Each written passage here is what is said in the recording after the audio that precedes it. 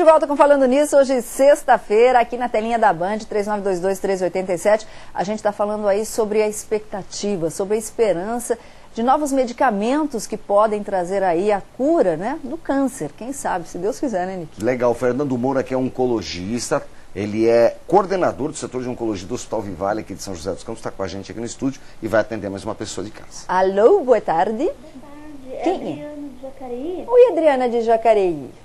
Então, ele citou no começo do programa sobre a artrose, né? Sim. Artrite reumatoide. Isso, Então, a minha mãe sofre de artrose, sempre é tratado com aqueles medicamentos de cereína. Eu queria perguntar para ele se tem algum novo medicamento nessa nova fase que está saindo agora. Bom, o doutor Fernando é oncologista, mas vamos ver se nessa área desses medicamentos pode ser Esses medicamentos são encontrados em farmácia, podem ser discutidos com o reumatologista para serem usados? Isso tem que ser indicado por um especialista. No caso da Adriana, o ideal seria que ela conversasse com o reumatologista da mãe dela. No caso da artrose, não existe nada ainda que possa ser utilizado de maneira ampla para combate da artrose, porque o princípio é um pouquinho diferente do que a artrite reumatoide. É outra coisa, né?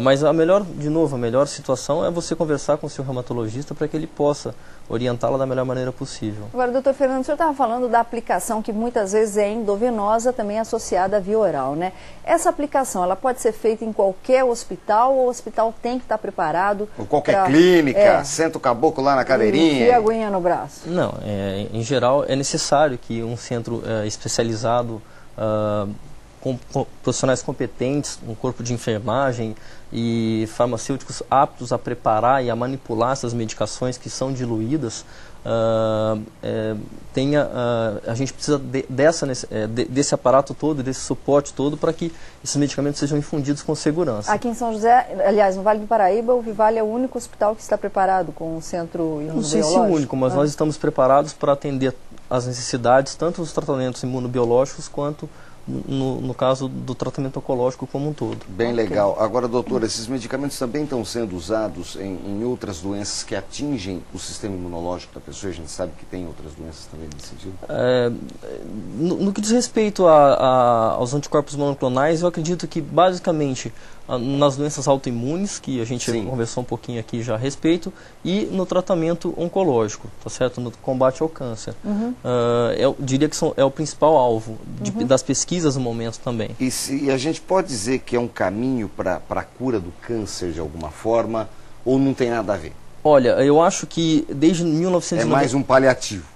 Não, eu acho que desde 1997, quando os primeiros estudos mostraram a eficiência dessa classe de drogas, a gente conseguiu caminhar mais um passo na direção de obter esse grande objetivo que é curar, se não a totalidade, a grande maioria dos cânceres. Então eu acho que certamente a gente pode sonhar isso com todo o desenvolvimento tecnológico que existe nas pesquisas e que nos dão suporte para pensar sobre isso um dia. Vamos imaginar uma situação, um paciente que esteja com câncer, vamos supor no fígado, alguma coisa nesse sentido, esteja realizando aí a quimioterapia e a radioterapia e é indicado para esse tipo de tratamento, né? O tratamento, em média, a gente sabe que depende de cada caso e depende da condição física e orgânica do paciente, mas em média, quanto tempo de aplicação, quanto tempo de duração?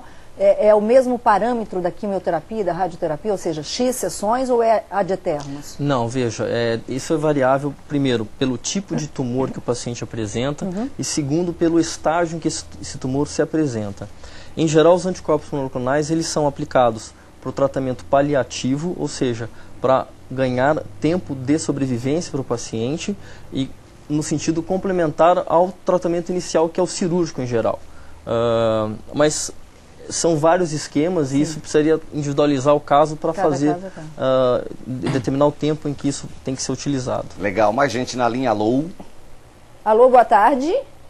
Alô? Viviane! Acorda, Viviane, Nicolini. Vivi. Pedro Mariano caiu, a Viviane. Tchau, vamos Vivi. retomar a ligação 3922-1387. No caso dos quimioterápicos monoclonais que a gente fala, quem que pode ser beneficiado com eles? Só os pacientes, todos os pacientes, câncer, artrite reumatoide ou outros tipos de doenças, como o Nick disse, quais as mais comuns do sistema imunológico? Doenças autoimunes, doenças autoimunes, como o senhor estava falando. Vejam, no caso que mais se aplica atualmente é a artrite reumatoide, doença de Crohn, outra doença que... Aquela do intestino? Isso, do intestino, tá? Que são doenças autoimunes, espondilite anquilosante. Existem algumas indicações para essas doenças autoimunes.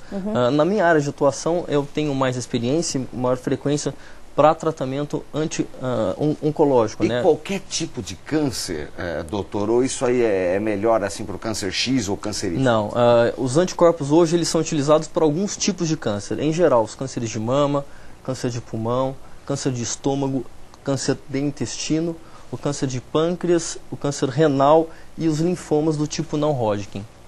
Linfomas não Hodgkin, o que é isso? É um subtipo de linfoma. Existem duas grandes classes de linfoma, os do tipo Hodgkin ou doença de Hodgkin e os não Hodgkin, onde existe um anticorpo monoclonal com excelente atuação sobre esse tipo de doença. Ok. Legal. Tem mais gente na linha. Alô, boa tarde. Oi, boa tarde, só. Oi, Maria de Fátima, tudo? Eu gostaria de saber com o doutor que a minha irmã, ela já tem câncer já há 9 anos.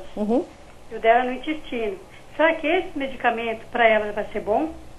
Porque ela toma quimioterapia. É assim, né? O doutor Fernando precisaria fazer uma avaliação médica, né? Difícil de então saber vamos generalizar, né? Mas quem está com câncer há bastante tempo, assim, pode iniciar esse tratamento diferenciado? Sim, se existir indicação para tanto, sim. No caso do câncer de intestino, hoje nós temos com maior frequência 3 anticorpos monoclonais que precisam ser avaliados caso a caso para ser indicados para o paciente. Mas existem 3 anticorpos monoclonais que podem ser utilizados. Essa nova gama de medicamentos, doutor Fernando, ele tem dado uma sobrevida maior de quanto para os pacientes? Há uma pesquisa? Olha, para se ter uma ideia, existem estudos que mostram que a sobrevivência média de um paciente que tem um câncer de intestino, por exemplo, metastático, está atingindo ao redor de 25 meses.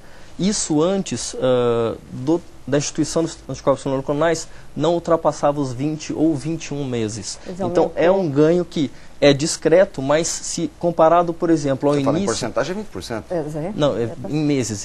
Esse número... 25 meses para 20 meses. Exatamente. 20 meses, 20%? Ganha-se 5 meses, hein? Mas esses são estudos direcionados, né, com uma população, mas o que se sabe é que cada vez mais a gente tem ganhado em tempo de sobrevivência para esses pacientes. O senhor, como oncologista, né, a gente sempre diz, eu não sei se é mito ou se é verdade, Nick, aquela coisa, a pessoa quando tem depressão, parece que chama a doença. A pessoa depressiva, a pessoa estressada, ela tem mais tendência a desenvolver um câncer?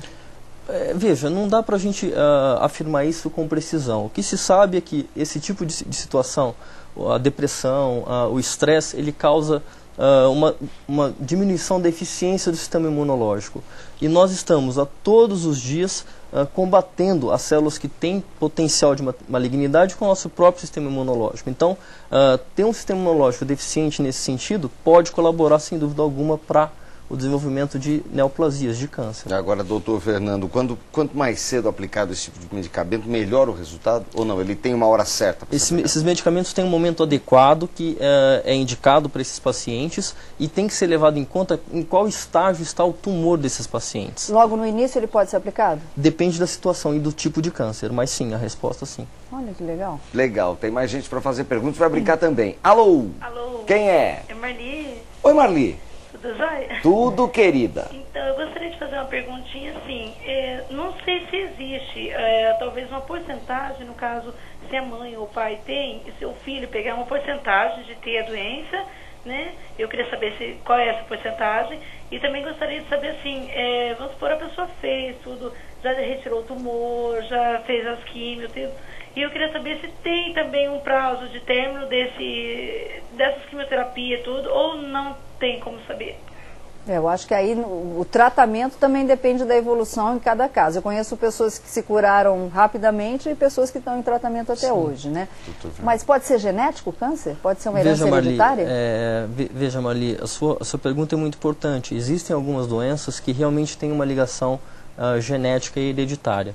Por exemplo, um tipo de câncer de mama que existe ligação direta hereditária, algumas situações de câncer de intestino, em alguns tipos de câncer isso realmente acontece, mas não são todos, a grande maioria dos cânceres ainda são esporádicos. Como saber se eu posso ser suscetível ou não ao câncer? Entendi. Existe algum exame? Existe